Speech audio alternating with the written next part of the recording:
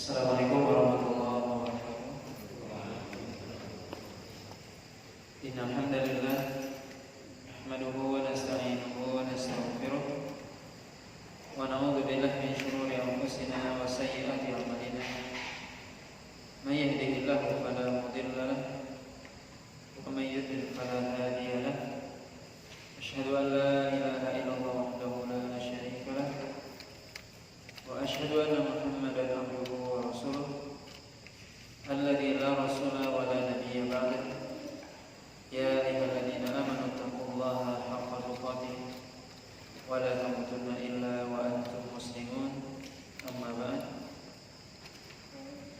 Bapak dan Ibu kaum muslimin dan kaum muslimat yang dirahmati oleh Allah Subhanahu wa taala. Alhamdulillah, puji dan syukur senantiasa kita sampaikan kepada Allah Subhanahu wa taala. Salawat dan salam kita sampaikan kepada Rasulullah sallallahu alaihi wasallam dan juga kepada keluarga beliau, para sahabat, para tabi'in serta orang-orang mukmin yang senantiasa mengikuti beliau sampai ke kiamat nanti. Pada malam hari ini kita lanjutkan pembahasan dari kitab Syarh Sunnah dari Imam Al-Muzani rahimahullah taala.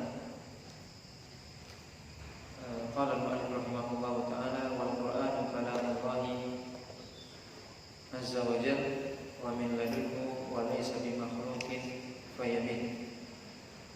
Dan Al-Qur'an adalah perkataan Allah Subhanahu wa taala yang maha tinggi dan maha besar, dan darinya lah Al-Qur'an, dan Al-Qur'an bukanlah makhluk yang akan habis atau binasa. Al-Imam Al-Muzani setelah berbicara sebelumnya tentang iman, sebelum ini beliau bicara tentang iman, kemudian beliau melanjutkan pembahasan tentang Al-Quran. Beliau mengatakan wal Quran kalamullah, bahwasanya Al-Quran itu adalah kalam Allah, itu perkataan Allah SWT. Dan beliau menyebutkan ini salah satunya tujuannya adalah untuk mengingatkan manhaj Ahlussunnah wal Jamaah tentang Al-Quran, karena memang di zaman beliau itu terjadi fitnah tentang fitnah khalqil Quran, yaitu fitnah tentang Al-Quran dikatakan sebagai makhluk. Maka beliau di sini menjelaskan dan menyebutkan dengan jelas bahwasanya Al-Quran adalah kalam Allah, yaitu perkataan Allah Subhanahu wa taala, itu perkataan dengan lafaz dan makna, dengan huruf dan suara. Maka ini adalah manhaj Ahlussunnah wal Jamaah, bahwasanya Allah Subhanahu wa taala berbicara dengan suara yang didengar oleh Jibril, kemudian Jibril menyampaikan kepada Rasul sallallahu alaihi wasallam. Dan ini adalah manhaj Ahlussunnah wal Jamaah. Berbeda dengan manhaj Asy'ariyah atau Asy'ari yang mengatakan bahwasanya Al-Quran ibaratun an kalamillah. Mereka tidak mengatakan kalamullah, tapi mengatakan ibaratun an kalamillah. Kemudian juga mereka mengatakan bahwasanya kalam itu adalah kalamun nafs, yaitu perkataan yang tidak ada hurufnya atau suaranya. Dan ini adalah suatu penyimpangan, termasuk penyimpangan dalam masalah Al-Quran. Maka Ahlussunnah sepakat, seluruh ulama Ahlussunnah di sini sepakat bahwasanya Al-Quran adalah kalamullah, perkataan Allah SWT, yang Allah berbicara dengan suara yang didengar oleh Jibril. Kemudian Jibril menyampaikan kepada Rasul sallallahu alaihi wasallam. Dan Allah Subhanahu wa taala menyebutkan dalam Al-Qur'an banyak tentang sifat ini.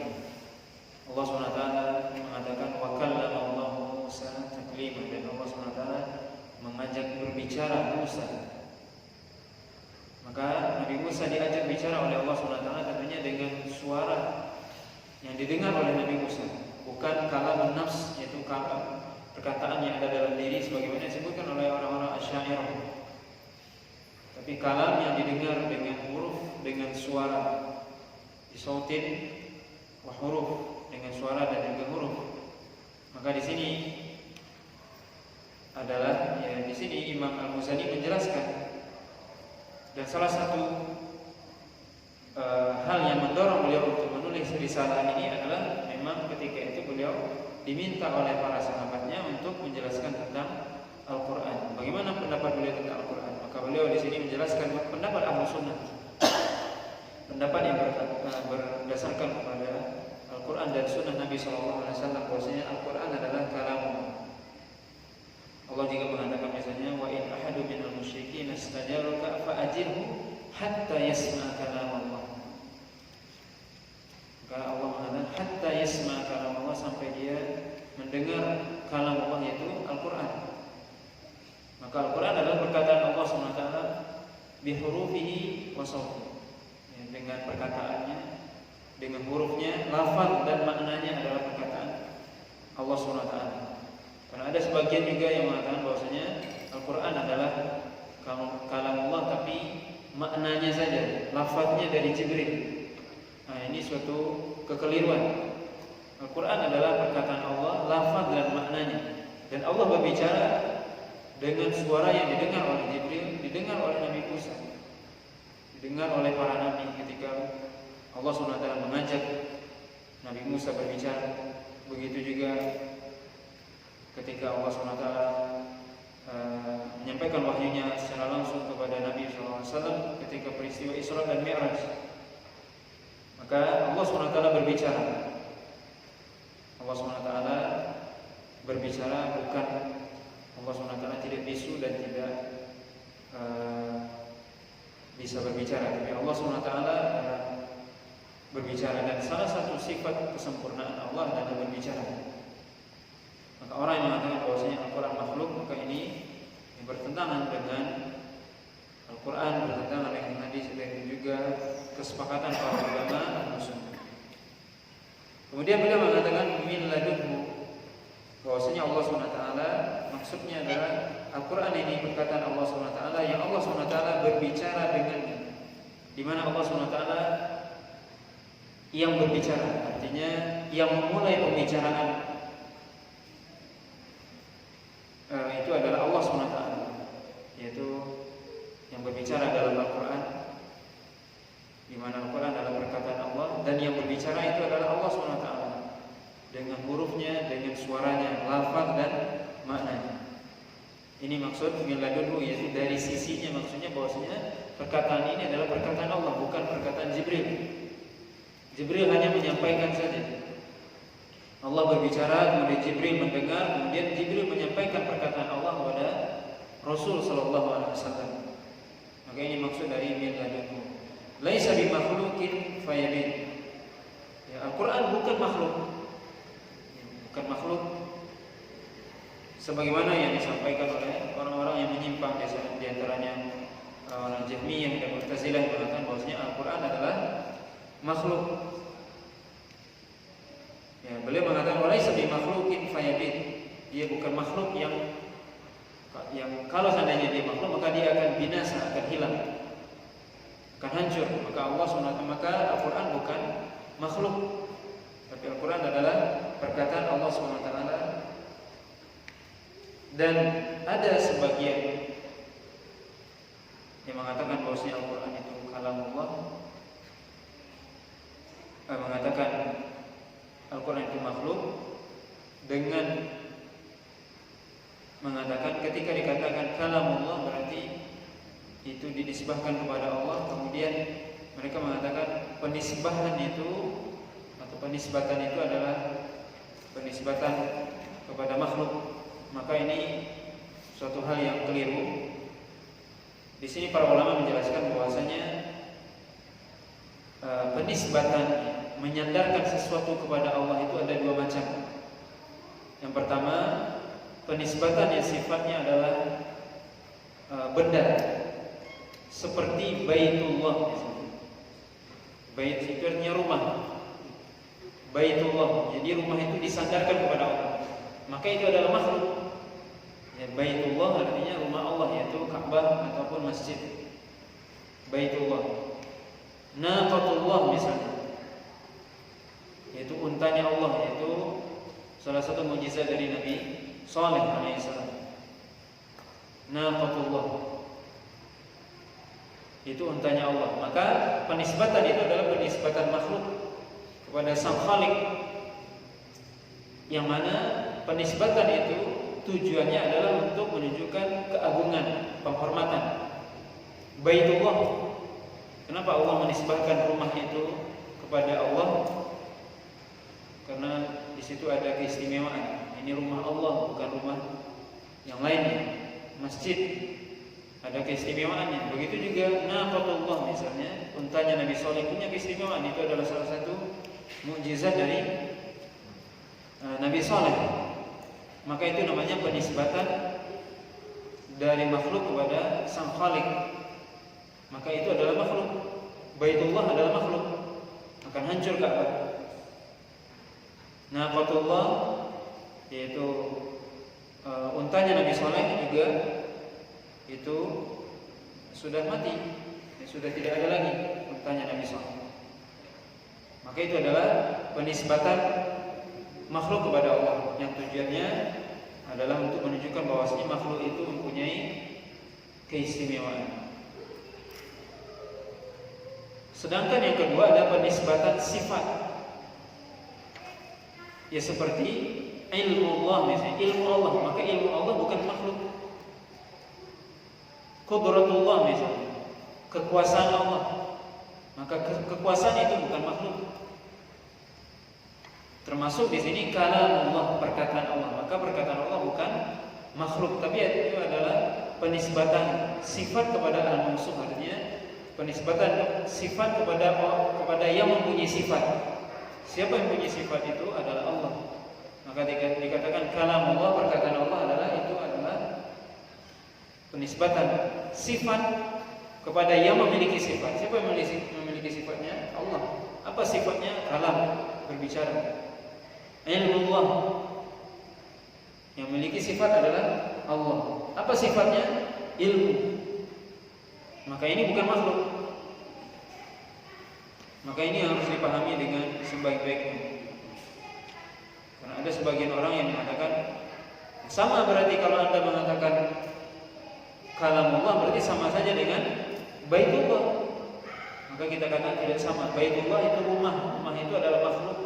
Itu adalah jenis benda yang bisa kita tangkap, bisa kita lihat, kita pegang. Ainun, artinya benda. Tapi kalau sifat tidak, ilmu, tidak bisa kita. Gimana bentuk ilmu? Gimana bentuk kalam Allah? Bagaimana bentuk kekuasaan Allah? Kekuasaannya, bagaimana bentuknya? Itu ada sesuatu yang abstrak, itu adalah sifat. Maka ini yang perlu dipahami dengan sebaik-baiknya. Maka ini ya poin yang sangat penting yang perlu dipahami, bahwasanya manhaj Ahlussunnah wal Jamaah dalam hal ini, dalam Al-Quran adalah kalam Allah, perkataan Allah SWT, bukan perkataan makhluk, bukan perkataan Nabi, bukan perkataan Jibril, tapi perkataan Allah SWT. Dan Allah berbicara dengan hurufnya, dengan suara. Al-Quran perkataan Allah, baik lafaznya ataupun maknanya. Maka ini yang perlu ya dipahami dengan sebaik-baiknya, ya, agar kita tidak salah dalam memahami masalah kalam Allah. Dan Imam Ibn Al-Iz Abdissalam dalam Syarah Tahawiyah menyebutkan tentang bagaimana perbedaan pendapat manusia. Artinya manusia dalam hal perkataan Allah, dalam hal Al-Quran itu ada 9 pendapat yang dikatakan di sini adalah pendapat manusia. Bahwasanya mereka berpendapat, ada yang mengatakan ini adalah kalamun nafs, ada yang mengatakan makhluk. Kalamun nafs itu perkataannya Asy'ariyah, ada yang mengatakan itu adalah makhluk sebagaimana perkataan Mu'tazilah dan yang lainnya. Tapi perkataan yang benar, pendapat yang benar adalah pendapat Ahlussunnah wal Jamaah. Seluruh ulama Ahlussunnah sepakat bahwasanya Al-Quran adalah kalamullah, perkataan Allah. Di sini kita bisa lihat perbedaan yang mendasar. Ketika ada orang yang mengatakan bahwasanya Al-Quran makhluk, maka itu menyelisihi pendapat Ahlus Sunnah wal Jamaah. Pendapat Ahlus Sunnah wal Jamaah adalah Al-Quran adalah kalam Allah. Dan ini bisa kita lihat ya, perkataan yang sangat jelas dari Imam Al-Muzani rahimahullah ta'ala, di mana Al-Quran adalah perkataan Allah SWT. Dan tentang hal ini sudah terjadi fitnahnya di zaman Imam Ahmad. Bagaimana para ulama diuji oleh khalifah yang berkuasa di kala itu untuk mengatakan atau mengatakan agar mereka mengatakan Al-Quran makhluk. Dan siapa yang mengatakan itu maka selamat. Dan siapa yang menolak mengatakan Al-Quran makhluk maka akan disiksa, dibunuh. Ini bisa kita bayangkan. Kalau seorang tidak mau mengatakan Al-Quran makhluk maka dia dibunuh.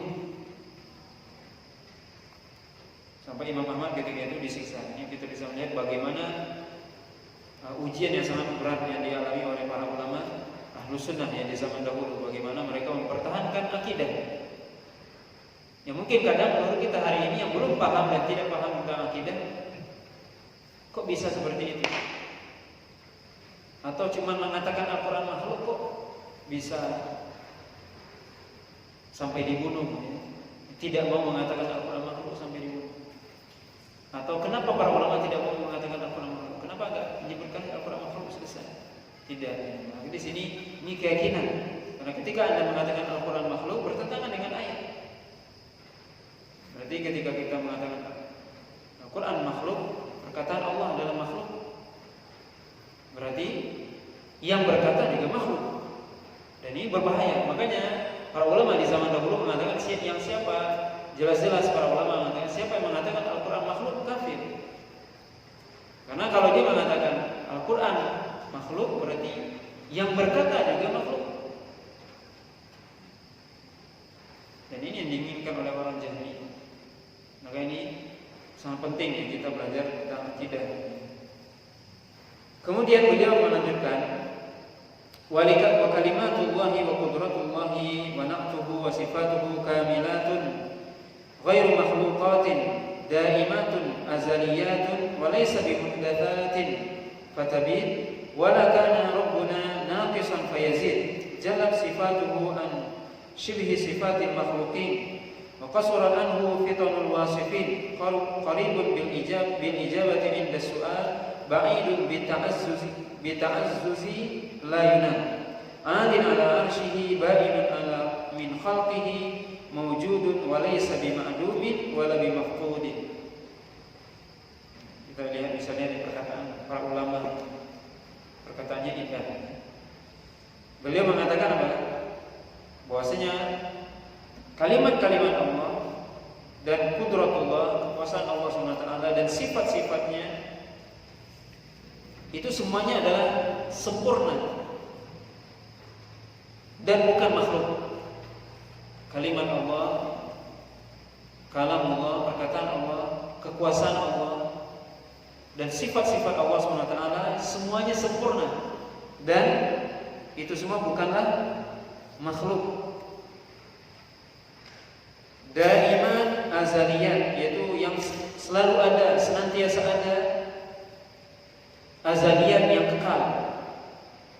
Walaysa bimuhdatsat fatabin, dan sifat itu tidak sesuatu yang baru yang nantinya akan hancur.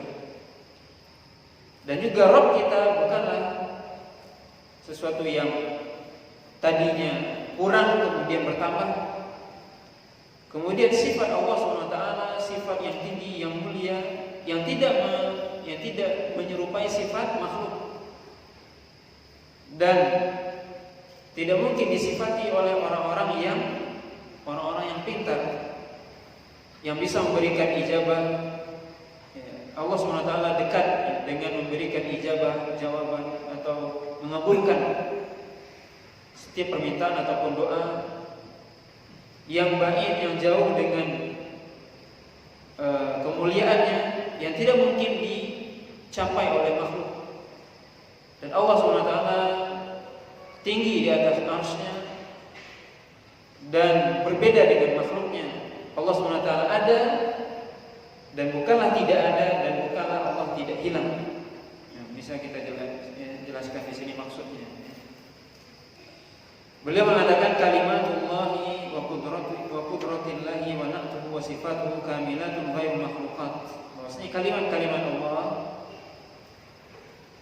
kekuasaan Allah, sifat-sifatnya sempurna, tidak ada yang, dan itu semua bukanlah makhluk. Kalimat Allah di sini, kalimatuhu disebutkan ada dua macam, yaitu kalimat Allah kauniyah qadariyah, sebagaimana Allah mengatakan innama amruhu idza arada syai'an ay yaqula lahu kun fayakun. Itu Allah SWT ketika menginginkan sesuatu, maka Allah cukup mengatakan kun, maka jadilah. Maka kalimat Allah ketika mengatakan kun itu kalimat qadariyah namanya, yaitu kalimat yang mesti terjadi, kun. Yang kedua kalimat syariah. Kalimat syariah adalah kitab yang Allah turunkan, yaitu Al-Quran. Dan juga kitab-kitab sebelumnya, ada kitab Zabur, Taurat, Injil sebelumnya, yang di dalamnya ada larangan, ada perintah, ada hukum. Maka kalimat Allah ada dua macam. Kalimat yang Allah menciptakan dengannya, Allah mengatakan jadilah ini, jadilah ini. Itu kalimat takdir, qadar, yang tidak mungkin ditolak. Semua makhluk pasti mengikuti itu.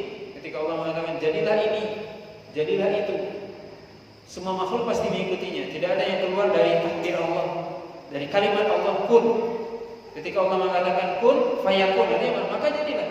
Tidak mungkin keluar, ya, karena Allah SWT berkuasa atas seluruh makhluk. Yang kedua kalimat syariah, yaitu Al-Quran, yang mungkin sebagian manusia beriman kepadanya, sebagian lagi kufur.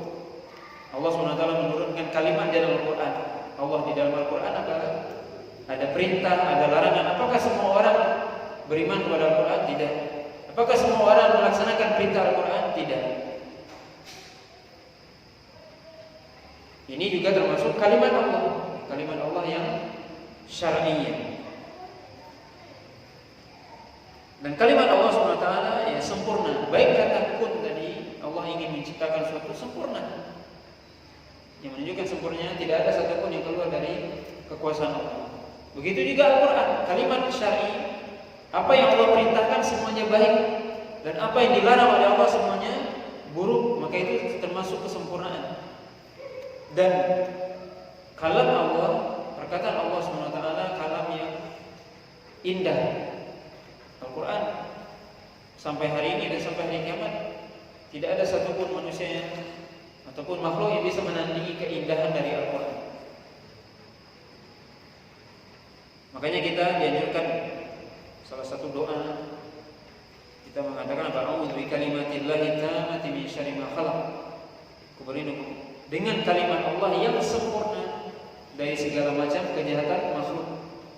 Kata Nabi, siapa yang baca doa ini, maka tidak ada yang memberikan kepada dia mara bahaya sedikit pun. Tidak ada yang bisa memberikan kepada dia mara bahaya ketika dia misalnya datang ke suatu tempat yang asing dan dia baca kalimat ini, maka dia terpelihara dari segala macam bentuk mara bahaya dari seluruh makhluk dengan izin Allah SWT. Kemudian Allah mengatakan qudratullah, kekuasaan Allah SWT juga sempurna. Karena Allah SWT berkuasa, dan ketika Allah SWT, kekuasaan Allah tidak ada satupun yang bisa mengalahkan kekuasaan Allah SWT. Maka ini menunjukkan kekuasaan yang sempurna. Begitu juga sifat Allah sempurna. Dan sifat Allah tidaklah makhluk. Kemudian beliau mengatakan daiman azaliyat. Nah, ini perlu kita pahami dengan baik. Daiman artinya la yasbiquha adam, yaitu sifat Allah. Ya, Allah ada. Ini perlu kita pahami dengan baik. Allah ada, berbeda dengan adanya kita. Adanya kita dari tidak ada menjadi ada, tapi Allah ada dari awal. Makanya Allah mengatakan dalam Al-Quran, huwal awwal wal akhir. Allah yang pertama. Allah ada. Allah ada bukan dari tidak ada. Kalau makhluk ada dari tidak ada. Kita ada pada abad ini. Sebelum abad ini kita nggak ada. Ini makhluk. Allah ada dari awal. Ini maksudnya. Daiman, dia selalu ada. Azaliyat, kekal. Huwal awwal wal akhir. Allah ada dan keberadaan Allah tetap dan tidak akan berakhir. Berbeda dengan keberadaan manusia. Kita manusia ada kita dari tidak ada dan kemudian keberadaan kita ada akhirnya, ada ujungnya. Kita tidak ada yang kekal. Itulah maksudnya walaisa bimuhdatsatin fatabin. Dan Allah SWT bukanlah sesuatu yang baru yang kemudian hancur. Seperti kita. Kita baru dilahirkan pada abad ini. Abad 15 Hijriah misalnya. Abad 14 kita enggak ada, atau abad 13 kita enggak ada. Dan mungkin abad depan kita sudah enggak ada. Itu kita manusia makhluk. Ada kita itu diawali dengan tidak ada. Jadi tidak ada, kemudian hancur. Sedangkan Allah tidak diawali dengan tidak ada dan tidak diakhiri dengan kehancuran. Ini yang perlu dipahami dengan sebaik-baiknya. Wala kana rabbuna naqisan fayazid. Allah SWT bukanlah sesuatu yang kurang kemudian bertambah. Beda dengan kita. Kita dilahirkan dari kecil bayi kemudian terus bertambah. Besar. Allah tidak seperti itu. Karena Allah tidak sama dengan makhluk. Dan sifat Allah juga begitu.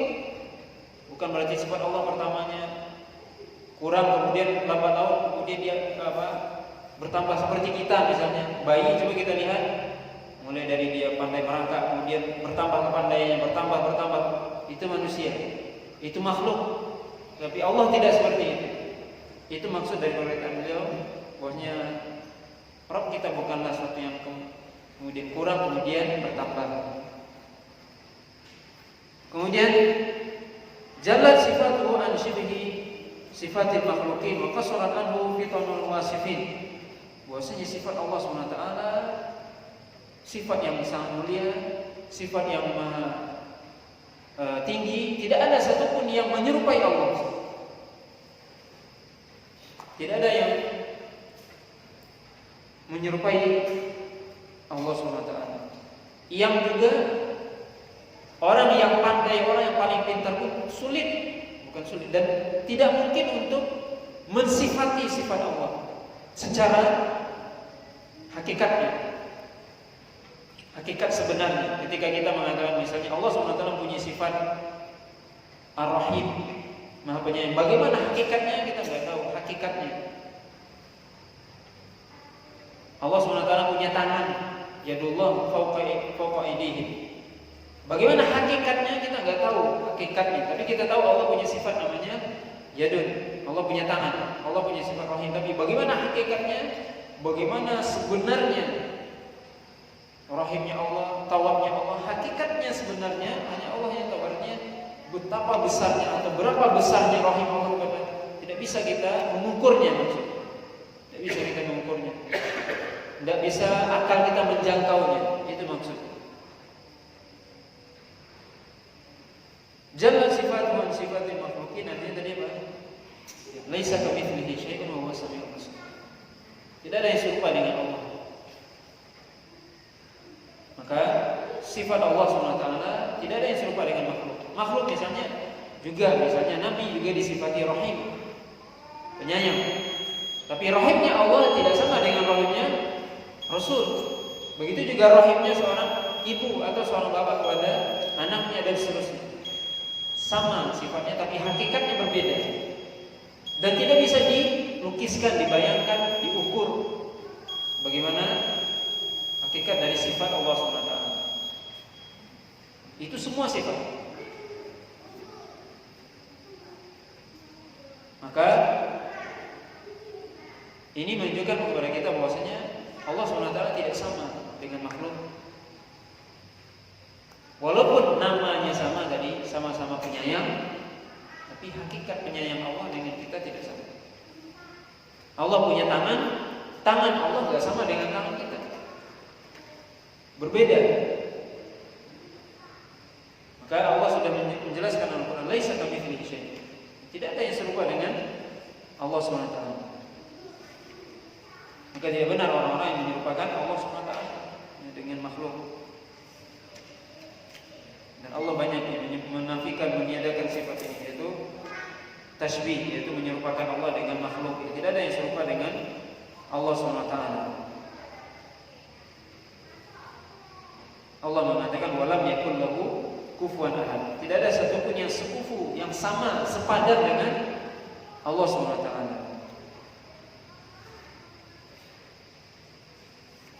Kemudian tadi disebutkan bahwa surat An-Fitanul Wasifin, bahwasanya orang-orang yang pintar tidak mungkin bisa mensifati Allah. Makanya ketika dikatakan bagaimana kaifiyah sifat Allah misalnya, itu tidak ada kita yang mengetahui. Makanya Malik wal kaif ghairu maklum, artinya bagaimana hakikatnya kita nggak tahu. Ketika dikatakan, ditanya tentang Allah berada di atas arsy-Nya, bagaimana hakikatnya? Hanya Allah yang tahu. Tapi kita beriman karena Allah yang mengucapkan itu dalam Al-Quran. Allah sendiri mengucapkan, karena Al-Quran kalam Allah. Dan Allah mengatakan Ar-Rahman 'alal arsy istawa. Allah berada di atas arsy-Nya. Allah yang bicara seperti itu. Allah yang mengatakan sendiri tentang dirinya. Maka kita wajib mempercayai itu.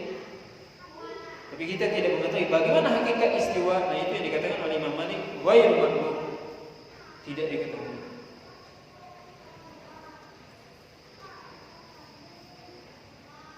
Kemudian Allah SWT tadi disebutkan sifatnya juga qaribun bil ijabati inda su'al.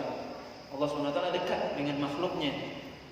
Dekat Allah SWT bukan diartikan dekat zatnya, ya, zat dalam artian menempel dengan kita, tidak. Tapi ilmu Allah SWT dekat dengan kita. Allah SWT berada di arsy-Nya, di atas langit sana. Tapi ilmu Allah SWT meliputi segala makhluk, dan penglihatan Allah melihat. Tidak ada yang luput dari penglihatan Allah, tidak ada yang luput dari pendengaran Allah SWT. Maka qaribun, Allah SWT dekat. Ketika seorang meminta kepada Allah, berdoa kepada Allah, maka Allah menjawab, mengijabah. Ini menunjukkan bahwasanya Allah dekat. Allah mendengar apa yang kita minta, dan bahkan apa yang terbetik dalam hati kita, terlintas dalam benak kita, Allah tahu. Belum kita ucapkan dengan lisan kita, Allah SWT mengetahui. Maka ini menunjukkan Allah SWT dekat dengan siapa? Dengan makhluk. Kemudian ba'idun bitta'azzuzi la yunal. Ba'id artinya jauh, dengan kemuliaannya yang tidak mungkin dicapai. Artinya apa? Allah SWT Maha Mulia, dan kemuliaan Allah tidak ada satupun yang bisa mencapainya, tidak ada satupun yang bisa menandinginya. Allah SWT Maha Mulia. Maka kemuliaan Allah SWT tidak ada satupun yang menyerupainya, dan tidak mungkin satupun menyamai kemuliaan Allah SWT. Allah mulia, makanya Allah mengatakan dalam hadis qudsi, ketika seorang melakukan apa saja tidak mengurangi kemuliaan Allah SWT. Walaupun Anda melakukan suatu hal yang mudarat,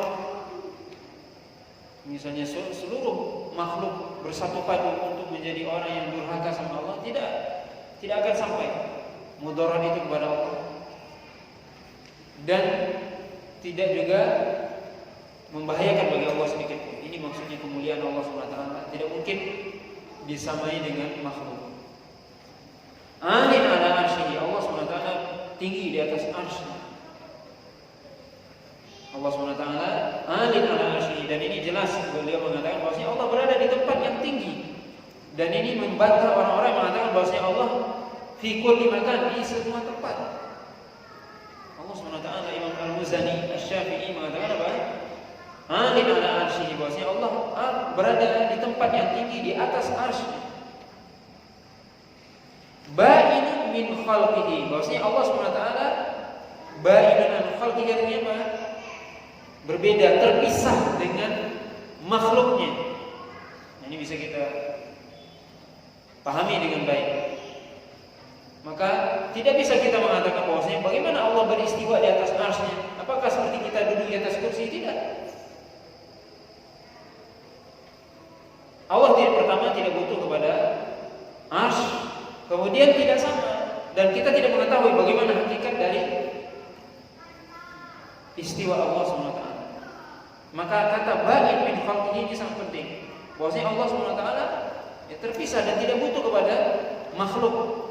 Dan ini menunjukkan bahwasanya ini juga membantah sebagian orang yang berpemahaman ketika dia mengatakan Allah di mana-mana, kemudian dia sampai mengatakan Allah juga berada di dalam diriku, di hatiku dan sebagainya. Allah bersemayam di dalam dirinya kan. Sampai dia mengatakan aku adalah dia, dia adalah aku. Ini kekufuran. Allah berada di atas arsy. Tidak mungkin bersatu dengan makhluk. Tidak mungkin.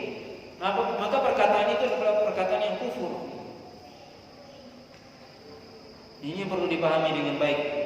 Ba'inun min khalqihi, bahwasanya Allah SWT terpisah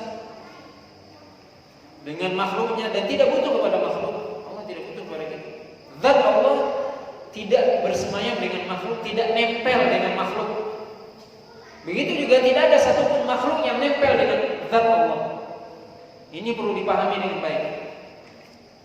Zat makhluk tidak ada yang nempel dengan zat Allah. Begitu juga zat Allah tidak nempel dengan zat makhluk.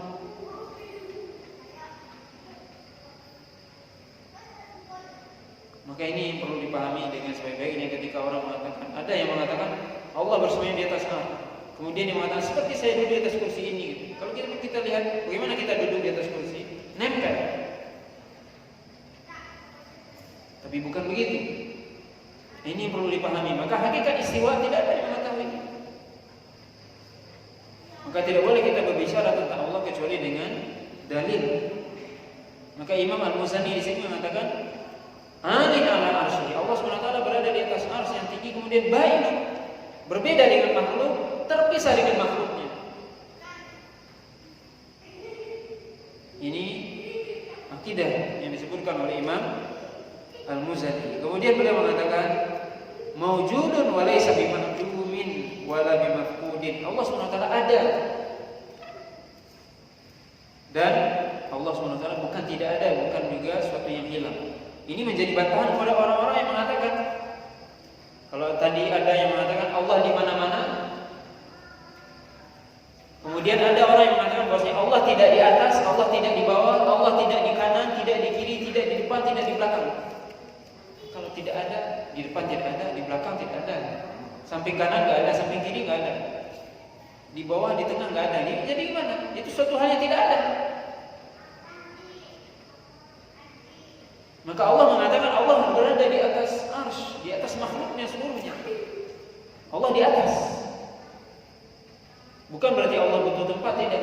Allah tidak butuh pada tempat. Tapi Allah ada.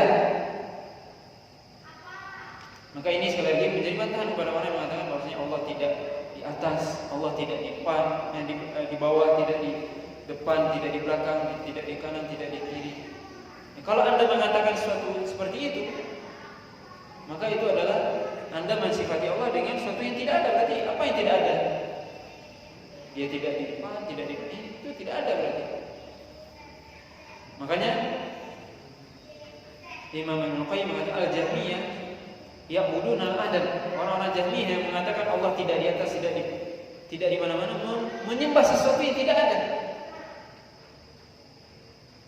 Berarti dia menyembah sesuatu yang tidak ada, karena dia mengatakan Allah itu tidak di atas, tidak di bawah, tidak di depan, tidak di belakang, tidak di kanan, tidak di kiri, tidak di tengah, tidak di mana-mana. Berarti tidak ada. Berarti dia menyembah sesuatu yang tidak ada. Maka ini dijelaskan dengan gamblang oleh beliau bahwasanya Allah SWT maujudun ada. Walaysa bima'dum, bukan tidak ada. Kalau tidak ada makhluk, tidak ada kita. Walaysa wala bimafqud, dan bukan juga sesuatu yang hilang, yang tidak diketahui di mananya. Maka orang-orang yang tidak tahu di mana Allah masih dia mencari ya, di mana Allah, entah di mana katanya. Padahal Allah sudah menjelaskan dalam Al-Qur'an, Ar-Rahmanu 'alal 'arsy istawa, dalam 7 tempat dalam Al-Qur'an itu baru lafaz istiwa, belum yang lainnya Allah SWT menyebutkan tentang Allah di atas makhluknya dan seterusnya. Maka ini akidah Ahlussunnah yang dijelaskan oleh Imam Al-Muzani yang berkaitan tadi dengan Al-Quran, itu juga dengan sifat Allah SWT, termasuk sifat yang paling penting yaitu sifat Al-Ulu, yaitu ketinggian di mana Allah SWT berada di atas arsy-Nya, di atas seluruh makhluk. Dan itulah secara logika bahwasanya sesuatu yang mulia itu berada di atas, nggak mungkin berada di bawah. Sesuatu yang mulia ya biasanya di atas, itu secara logika kita. Maka Allah SWT secara fitrah, secara akal berada, akal kita, fitrah kita menunjukkan bahwasanya Allah berada di atas arsy, tempat yang tinggi. Begitu juga Al-Quran dan Sunnah menunjukkan hal itu semua.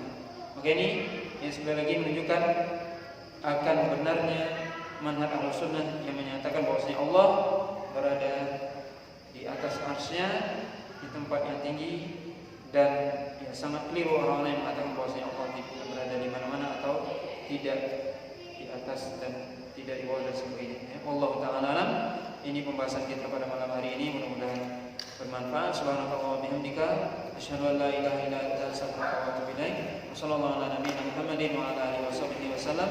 Wassalamualaikum warahmatullahi wabarakatuh.